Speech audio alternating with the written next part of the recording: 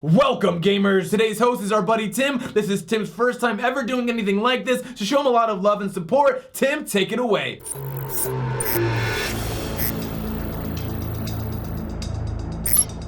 Much like the History Channel, we here at the Leaderboard love aliens. Except we don't care about how they built civilizations or whatever. We like blowing them up. So today we're going to count down 107 facts on one of the greatest series about fighting aliens of all time, XCOM. Let's get started. Number 1. The upcoming XCOM 2 will not be the second game in the XCOM series. It is in fact the 9th game to bear the XCOM name. The actual second game was released in 1995 under the name XCOM Terror from the Deep. Number 2. XCOM Enemy Unknown is a reimagining of the first game. Its title is a callback to the two titles the original was sold under, XCOM UFO Defense in North America and UFO Enemy Unknown everywhere else. Number 3. XCOM stands for Extraterrestrial Combat. That's the winner fact right there. Bet you didn't know that one. Number 4. The XCOM games have dropped the hyphen between X and COM because apparently super secret organizations work on their branding when they're not fighting aliens all the time. Number 5. Before it was called XCOM, the group was actually called the Bureau of Strategic Emergency Command, which really isn't quite as catchy. I'm glad they made the change. Number 6. Despite being a direct sequel, XCOM 2 does not actually take place after the events of XCOM Enemy Unknown. Instead, it assumes that you lost the battle for Earth before it even began. Given that the series is known for its brutal difficulty, that's actually probably the canon ending that most players got anyway, so hey, no worries. Number 7. XCOM 2 was initially teased through the mysterious website adventfuture.org. The group Advent promised safety and stability to Earth citizens, but the site would glitch out. The site has since been completely replaced by the XCOM sigil and a single phrase: "We are still vigilant." Number 8. The XCOM series was originally created by two brothers, Nick and Julian Gollop, and was intended to be a sequel to their previous game, Laser Squad. Number 9. The game's original publishers, Microprose, felt that the combat of Laser Squad wasn't on as grand of a scale as they liked. They wanted the brothers to include a global aspect to their game. An alien invasion was conceived of as a way to give the players something to battle for on a larger scale, and hence XCOM was born. And so many players cried. Number 10. The Gollop brothers were listed as number 66 on IGN's Top 100 Game Creators of All Time. You might be number 66 to IGN, but you're number 1 in my heart. Number 11. The original XCOM game had a bug that would automatically set the difficulty setting to the easiest setting possible, no matter what you picked. This bug would never receive an official fix, and so most players played only on the easiest difficulty setting without even realizing it, and they probably didn't realize it because XCOM is brutally hard. Number 12. This bug would lead to more skilled players thinking that the game was way too easy on harder settings, so the sequel, XCOM Terror from the Deep, added difficulty to meet these players' demands. However, with the difficulty functioning properly now, the sequel was unfathomably hard! Number 13. Shortly after XCOM Enemy Unknown launched, the team released a patch to make their easy mode even easier. Apparently, no one could decide just how difficult an invasion should be to newbies. Number 14. Combat in XCOM games relies heavily on random chance. Combat veterans have a saying for shots that missed that really should have hit. That's XCOM, baby. Number 15. Thanks to a rounding display, it's possible to miss a shot that displays a 100% chance to hit. Say it with me if you know the words. That's XCOM, baby. Number 16. In an interview with Game Informer, lead designer Jake Solomon said that one of his favorite things about XCOM is that players make decisions at a grand scale, but then get to view those decisions from the eyes of every soldier. So basically what Jake Solomon's saying is he wants you to make a bad decision and then feel really guilty about it when your individual units die and it's all your fault. Number 17. Jake Solomon prototyped and regularly played an XCOM board game with legendary strategy game designer Sid Meier to help direct his work on XCOM Enemy Unknown. Number 18. In addition to helping Solomon with Enemy Unknown, Sid Meier is also a legendary hero who saved Earth from aliens with his powerful psychic abilities. No, really, in XCOM Enemy Unknown, if you change any soldier's name to Sid Meier, it produces a super psionic being capable of basically blasting anyone. Number 19. Sid Meier is not the only person to get the demigod treatment in Enemy Unknown. Other heroes include BioShock developer Ken Levine, comic book writer Joe Kelly, and writer/former NFL punter Chris Cluey. Cluey had to earn his spot by beating an XCOM producer in an online match, which is really embarrassing when you think about it. That would be like being Chris Cluey and losing at a punt, pass, and kick competition. Number 20. Two fictional characters also make appearances as XCOM heroes. The first is William Carter, the protagonist of The Bureau, XCOM Declassified, and the other is Otto Zander. who is the protagonist of a Let's Play of XCOM done by Something Awful's Guava Moment. Number 21, in Civilization V's Brave New World expansion, XCOM soldiers were added as a buildable unit that served as an upgrade to paratroopers, and they're way cooler than paratroopers. Paratroopers never saved anybody from aliens. Number 22, in older XCOM games, soldiers used a currency called time units to take every action from moving to shooting to looking to ducking. Now, the games use a simplified action point system that still leave a variety of tactical options open without players having to count precise time units. Number 23, all XCOM games so far have featured some form or fashion of a terror mission in which the aliens aren't so much interested in tactical outcomes as intimidating human civilians. These missions force players to think about not only protecting themselves, but protecting the civilians on the ground as well. Number 24, before the Firaxis reboot launched, Take-Two Interactive announced a shooter title that was simply titled XCOM. They had decided to move away from the strategy roots because they felt that modern gamers weren't quite interested in strategy games. Number 25, this XCOM shooter would later become the Bureau XCOM Declassified, which would explore the origins of the XCOM project. Number 26, XCOM is run by a council of 16 nations that provide funding for XCOM's activities. Number 27, since the original games, there have been some changes to the XCOM Council. It appears that Italy and Spain have left the program and have been replaced by Mexico and Argentina, to which I say bienvenidos.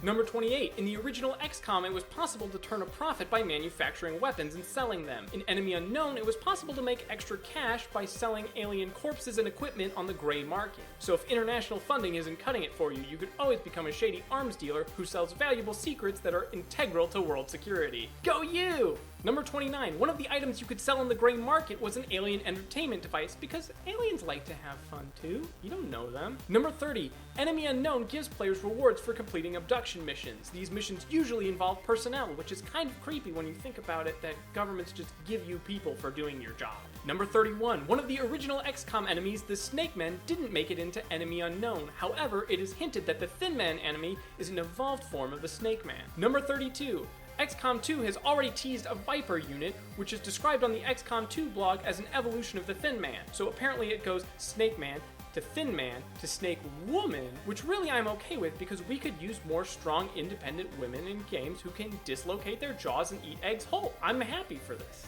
Number 33, in XCOM 2, since humans have apparently lost the war, you never get access to the higher technologies you had in XCOM 1, which explains why you go from awesome mechs and soldiers that can leap 20 feet in the air to swords. Just regular swords, not laser swords, just swords. Number 34, according to the XCOM 2 blog, swords were also given to players as a way to give them another option instead of retreating in battle. I mean, if you want to go toe-to-toe with a berserker and a sword, you can do it, but I'm going to be all the way on the other side of the map with all the sniper rifles. Number 35, Illyrium is an extremely useful material in all the XCOM games that sadly does not exist in real life. Number 36, while most of the game takes place either in your base or on the battlefield, you also have to maintain air superiority and monitor satellites for alien movement. Number 37, not maintaining air superiority will give aliens free rein to shoot down your satellites with reckless abandon, and since you need those, you probably shouldn't let that happen. Number 38, in older XCOM titles, you could aim weapons freely, meaning you could shoot into places you couldn't actually see in hopes of catching an alien off guard. Newer titles require line of sight before you can shoot an enemy, but explosives can still be aimed freely. What could possibly go wrong with throwing explosives into places you can't see? It's foolproof. Number 39, though it isn't explicitly stated, players can choose to ignore abductions and alien sightings if they think their squad isn't ready. However, doing so will generally cause global panic and cause council members to pull their funding. Number 40, rather than making use of a well-established base, soldiers in XCOM 2 have to make use of the Avenger, a ship repurposed as a mobile headquarters. Number 42, XCOM's emblem contains the words Vigilo Confido. Vigilo comes from the root word vigilare and means to guard or to keep an eye on. Confido comes from the root word confidere and means to trust or to have confidence in. But personally, I think XCOM's best slogan would be, I need better life insurance. Number 43, Jake Solomon has mentioned on Twitter that XCOM campaigns start on March 1st, 2015 to make it plausible that every map is green and snow free. This tweet was made on March 1st, 2015 while it was snowing outside Jake Solomon's window. Number 44, at the XCOM 2 E3 booth, there was a statue commemorating the surrender of humans to the aliens and their new unified society. Before the show was over, the word lies had been spray painted across the base of the statue. According to the official XCOM Twitter, this was the work of one of their agents. XCOM, protecting the world and petty vandalism. Number 45, while XCOM Enemy Unknown launched for both PC and consoles, XCOM 2 is being developed as a PC exclusive title. Number 46, Fantasy Flight Games has produced an XCOM board game. This this one's not to be confused with the board game Jake Solomon made for personal use. Number 47. In addition to Aliens, XCOM 2 will pit players against Advent, a group supporting alien unification. Number 48. Advent will not be the first human enemies in an XCOM game. The paramilitary group Exalt has also faced off against XCOM, as have the zombified human corpses left by chrysalids. Number 49. Zombies created by chrysalid attacks thankfully don't last long. Within a few mere turns, they're completely destroyed as a new, fully grown chrysalid bursts violently out of its chest. Sleep well tonight. Number 50. Soldiers progress through ranks in this order: Rookie, Squatty, Corporal, Sergeant, Lieutenant, Captain, Major, Colonel. Number 51. Despite XCOM's claims, Advent members were at E3 and were actually really quite friendly. They would chat with members and hand out free t-shirts. Sorry, XCOM, but this is a fact show, and we have to remain unbiased. Number 52. XCOM isn't afraid to engage in its own information control. There are multiple instances of XCOM covering up events and dealing with people that might otherwise compromise the secrecy and security of XCOM's mission. Number 53. While a lot of enemies have been carried over from previous XCOM games, a lot of unique enemies from Terror from the Deep didn't. This could be because these new games take place above sea level, but it could also just be because everyone thought lobstermen were a little too silly. Number 54. Depending on when you've played the most recent XCOM, you may have received a different opening quote. In XCOM Enemy Unknown, the game opens with a quote by Arthur C. Clarke. Two possibilities exist. Either we are alone in the universe, or we are not. Both are equally terrifying. But if you play the game with the Enemy Unknown expansion pack installed, you get this quote: "Those who play with the devil's toys are brought by degrees to wield his sword." Number 55. What are the devil's toys from that last quote? Probably the big freaking mech units that you can create that are super awesome, and you should definitely play with the devil's toys in that case. Number 56. When Enemy Unknown launched, the title represented that the alien threat was new, unprecedented, and terrifying. The expansion uses the title Enemy Within to indicate that humans are taking alien technology within themselves, using Meld, a new resource featured in the expansion pack. Number 57. Meld will disappear if left unattended on the battlefield, so players are going to have to move if they want to pick all of it up. Number 58. In the bar map in XCOM Enemy Unknown, players can see an arcade cabinet featuring XCOM art on it. This same arcade cabinet can be seen in the rec room at the XCOM base, but you'll have to work a lot harder to see it. Number 59. XCOM games feature permanent death for soldiers, so if one of your buddies dies, there's no way to get him back. I mean, unless you're a dirty cheater and you reload the previous save, but you know. Number 60.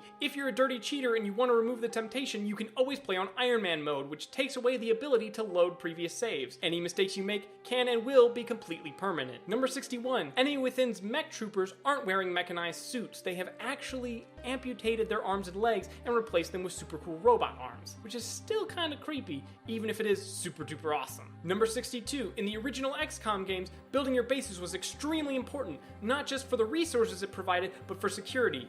Aliens could and would regularly invade your bases. Having proper security was super duper important. Number 63. One of the soldier's most important qualities is his or her mind. In the main XCOM games, players can lose control of a soldier due to panic.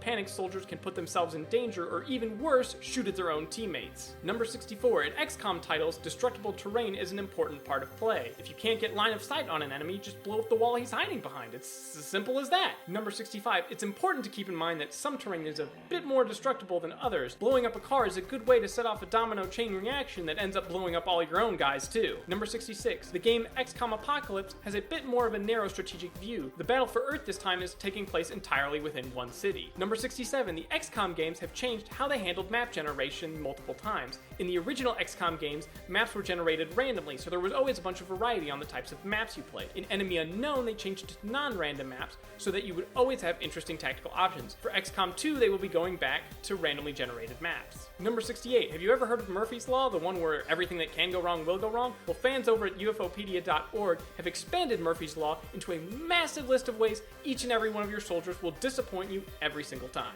Number 69. Sectoids are one of the cuter baddies you face in the XCOM universe, but even though they're cute and fragile, they all possess strong psychic abilities and can take over your soldiers' minds if you're not careful. Number 70. Even though the XCOM games are all turn-based, they all feature ways for you and your enemies to fire when it isn't your turn. These reaction shots help increase tension as you're looking for enemies, who might be around the corner waiting to shoot on sight. Number 71. XCOM can field robot units in its fight against the extraterrestrial threat. However, since these units can't level up and they can't use psychic powers, powers, you're usually better off using human units anyway. Number 72, want to know the worth of a human life? Hiring a soldier costs 60% less than the base cost of a med pack. Soldiers are literally worth less than all the equipment they're carrying, by a lot.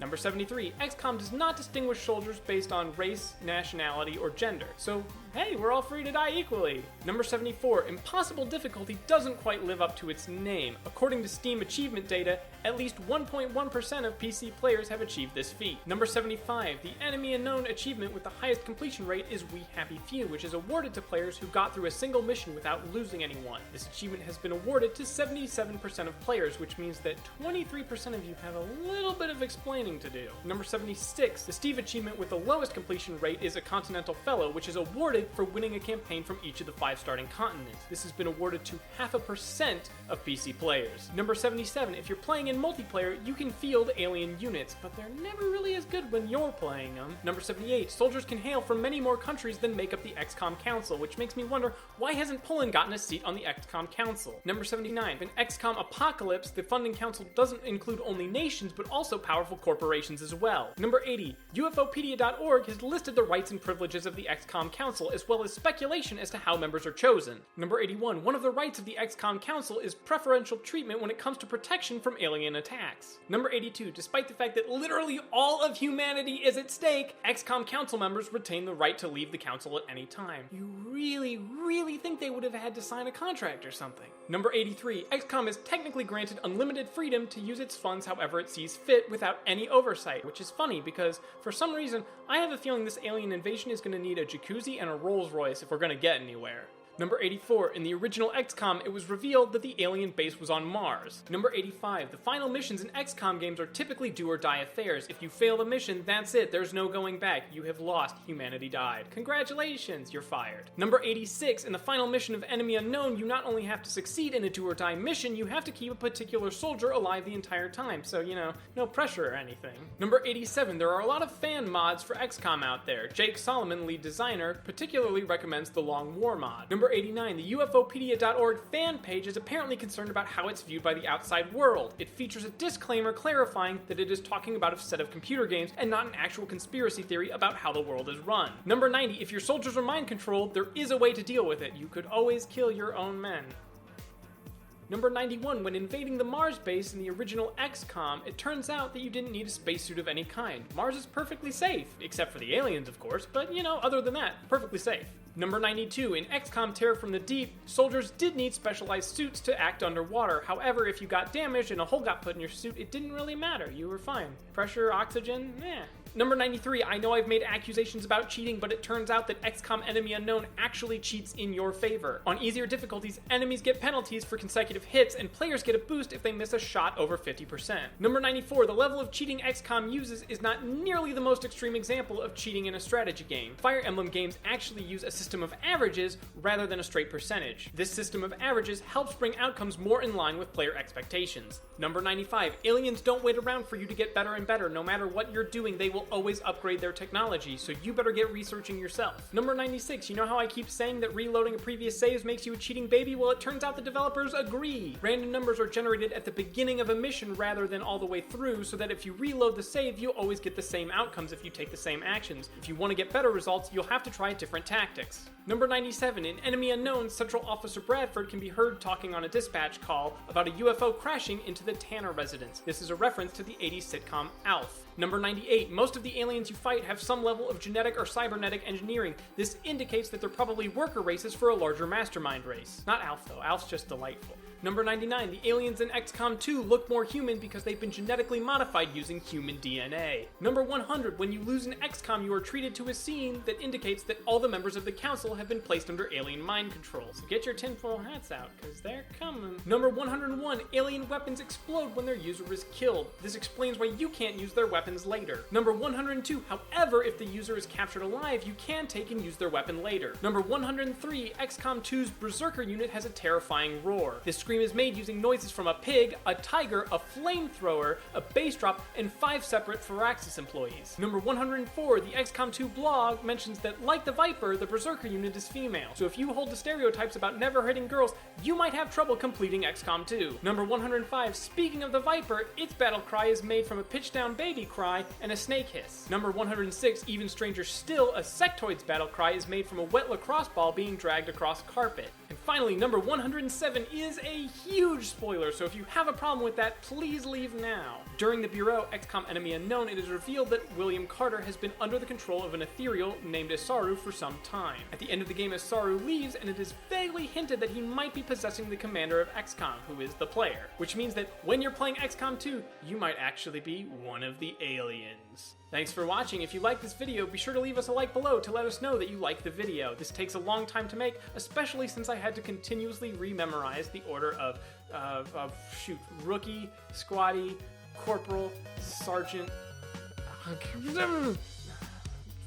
rookie, squatty, corporal, sergeant, captain, lieutenant, major, colonel?